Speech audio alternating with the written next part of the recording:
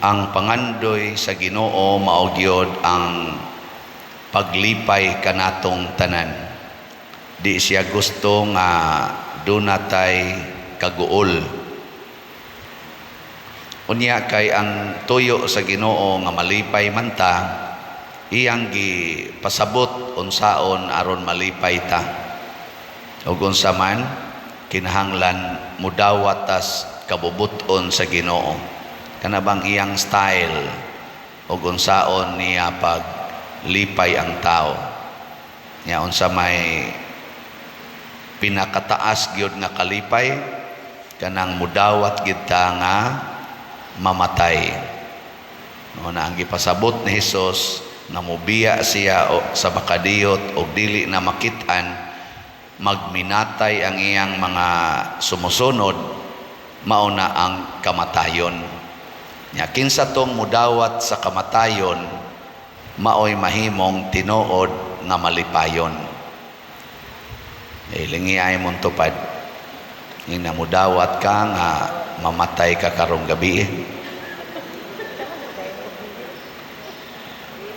Tanawa, di ba? Way nilingi.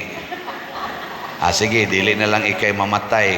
Ang imo na lang anak mo'y mamatay karong gabi. Okay ra nimo? Di gyapon. Mauna, diha dapita nahimutang nakuha og nabiktima sa yawa. Kay matod pa sa ubang bahin sa Biblia nga kining kahadlok sa kamatayon timaan kini nga wa ta mahigugma ug wa ta motuo sa Ginoo. Basta mahadlok kang mamatay, biktima na gyud ka sa yawa. Na siya. Muna si Jesus, iya jong gikondisyon og maayo pila na gud ni kaadlaw sige tag pamalandong aning John chapter 16. Gikondisyon gyud maayos Ginoo nga ang iya gyong tumong pag-ari diri aron pagbuntog sa kamatayon. Nya unsaon man pagbuntog ang kamatayon nga mo'y naghatag og grabing kasakit, ato ra gyud nang dawaton ang kamatayon. Mo na styles Ginoo ang pagdawat sa dili nimo ganahang dawaton. Pareha ng imong naong daghan man nato nga daghan gyud kay nga di gyud kadawat sa iyang naong. Mo na stress sa naong. Sige, dawata. Ayaw reklamo sa imong naong. Di ba mo relax dayon ka? Di wa na kay kasakit in relation sa imong naong kay imo namang gidawat. Nya ang sunod ang naong naman sad sa imong bana o sa imong asawa lisod man dawaton. Imo na sang desisyonan nga dawaton, bahala nagmaghilak ka o magminatay. Dawata. Nya sa imong pagbuhat ana, relax na ka sa imong naong, relax na sa kasnaong sa imong bana, di malipayo na kakanunay. Ang lisod na sang dawaton, ang naong na sa kabit sa imong bana or kabit sa imong asawa. Okay, nam sa mga asawang mga bit. Hilak na sad ka, hilak, minatay, aron lang yun pagdawat. Ana. Makadawat na ka, tungod sa grasyas Ginoo, o sa imong desisyon, bisag magkuyog pa imong bana o ang kabit, relax na kay ka. Muna nga niingon na si Jesus, malipay mo sa kalipay, nga way makaagaw niini gikan kaninyo. Kay karon mga asawa o mga bana, malipay mo magkuyog, dali ra man ang agawon, dali ra bang kuhaon ba? Kakita lang ka imong bana na ikabit, wa na kay kalipay, so giagaw na. Di ba? Kana yung kalipay nga way makaagaw. Ang sunod na sad, di na sa gaganahan sa naong sa imong mga anak, nga porting tapulana, nga dagko kay kaon, mga hugawan pagyod. Nabugo ra ba kaayo pa eskwelahon? Ana, lisod kag dawat. Imo na sa nang hilakan, hilak, minatay na sad ka. Ana na sad, madawat na sad na nimo. Awa na, bisag asa kalingi.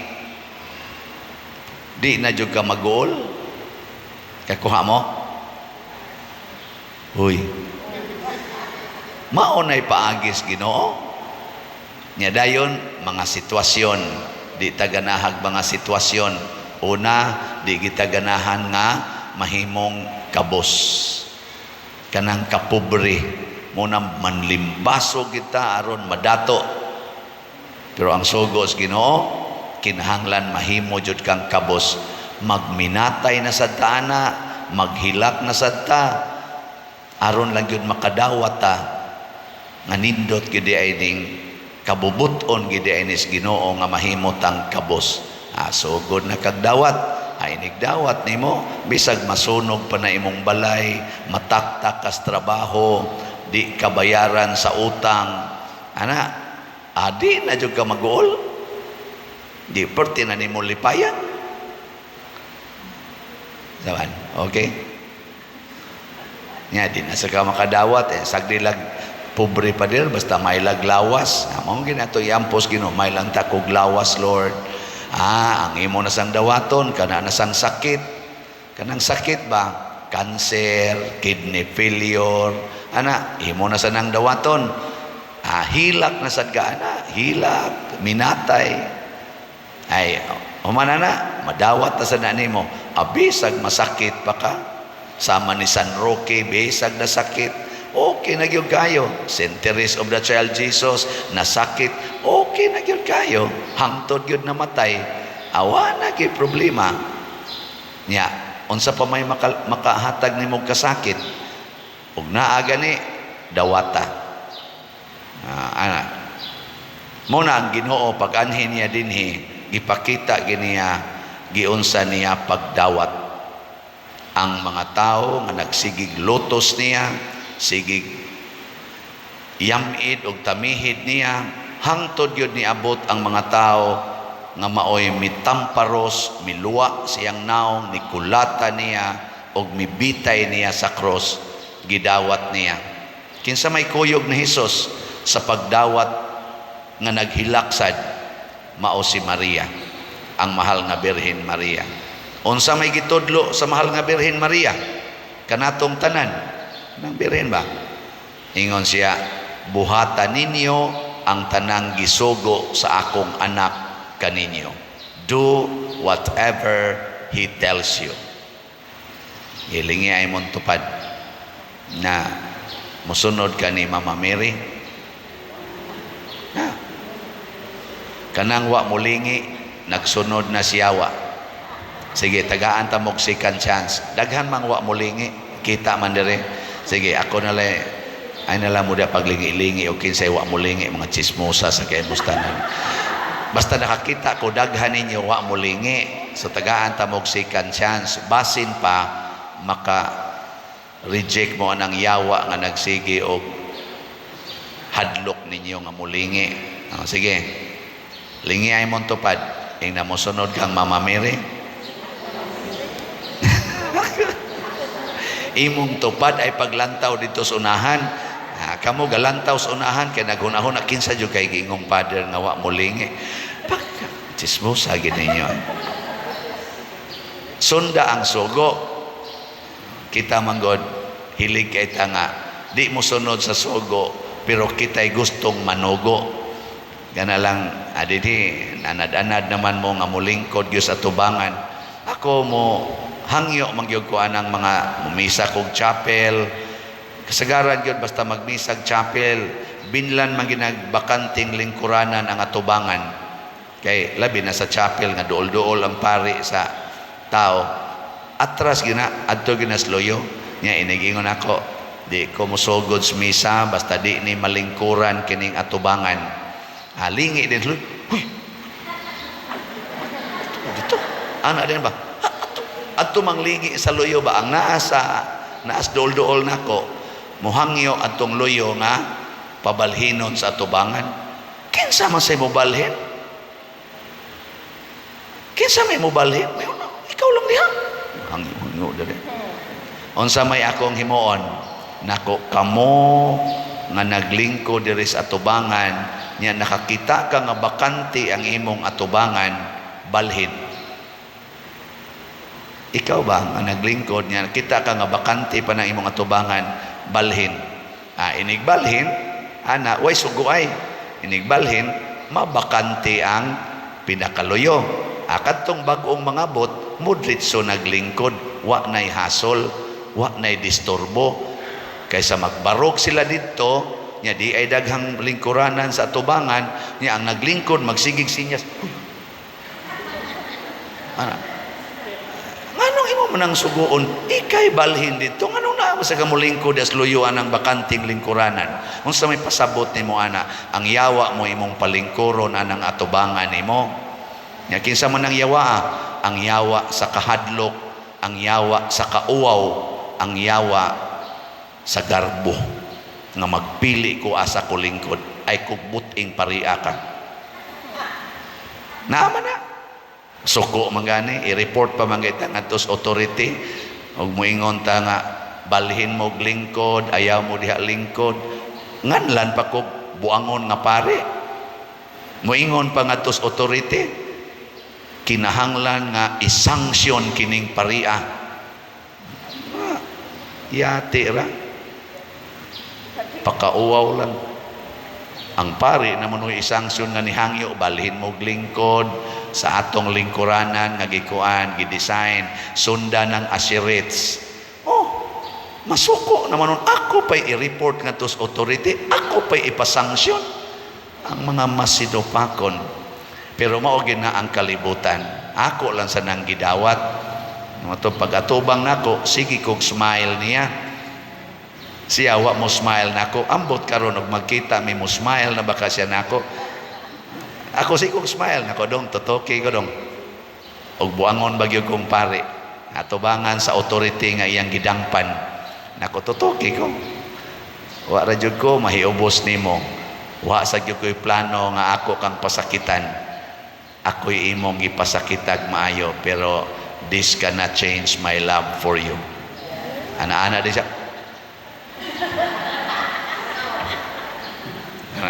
Nako, looy kay kasta ng yawa ka. Ang yawa ba di so dito niya? Nagsige jogin, ay, tawat ano? Buang mo na pare. Di ba mao man itong kinaiya? Maglisod tag dawat. Ang gitudlo sa Ginoo nato, dawata bisan pa ang dili angay dawaton nga mao ang kamatayon. Kana pag yung kamatayon nga itorture ka, pasanginlan ka, daog-daogon ka, dawata. Mauna si San Pablo diri sa unang pagbasa, midawat siya unsay desisyon sa authority. Pauban-uban lang siya. Yang authority ningon man, di ko muhukom ani, dadana nga to, agidalang sa si San Pablo, nunot lang po siya. Maunay timaan sa nagtuog Ginoo, di man mo kadawat ang inyong kilay, inyo mo din ang kiskisan, di man mo kadawat ang inyong buhok, inyo mo din ang kuluran, kagamay ra ng butanga, samot nang di ka kadawat sa mulua sa imong kilay, samot nang di ka makadawat sa mugunit sa imong buhok o iparokas bumbong. Di ba? Katapusang lingi, hinakanang katapusang gihisgutang pader, kadawat ka na. Hingna ko no. Ilingi ba? Kanang gihisgutang pader ba? Kadawat ka na. Moingon gani ka, di ko'y buang riya. Giyawaan ka. Kaya ang Ginoo mudawat. Ngano man, kay humanat og dawat, mupuli ang kalipay nga wala na gyoy makaagaw gikan kanato. Sa una, na-paralyze akong papa, galisod kog dawat, sige kog hilak. Nakaton kog dawat after mga few months. Sa kadawat nako sa akong papa nga paralyzed, gipun-an na sa Ginoo, nabungkag akong balay sa bagyong Ruping. 1989 na paralyzed papa, 1990 bungkag bagyo Ruping. Galisod kog dawat nga maghigda kog yuta kay wa pa mapabarog ang balay. Wa pa gani mo tindog ang akong balay, gahigda pa ko sa yuta, gibuwaga na sa ko sa akong uyab. Kadto grabe gito, agas akong luha, hapit ko maghikog, ako lagi apong gidawat. After few months, nadawat nako. Wa makontinto ang yawa, gipon ana sa pagka 1992, ako na sang maguwang, nahugs pantawa, nabali ang spinal, na-paralyze na pod, hilak na pod ko. Sama ni Lord, ako rabay gaabagas tanan, lisod naman ning dawaton, ingon sang Ginoo, dawat lang, ay lagreklamo. Sige kog dawat, sa nakaton akong dawat, purti nang ninduta para sa akong paminaw, ang pag-antos. Ganahan ako mangitag pag-antos, nga kanabang antosonon yung grabe ba? Ako asa man ko mangitag antosonon, nga kanag yung grabe kay pag-antos. Aray ko, magpari ko.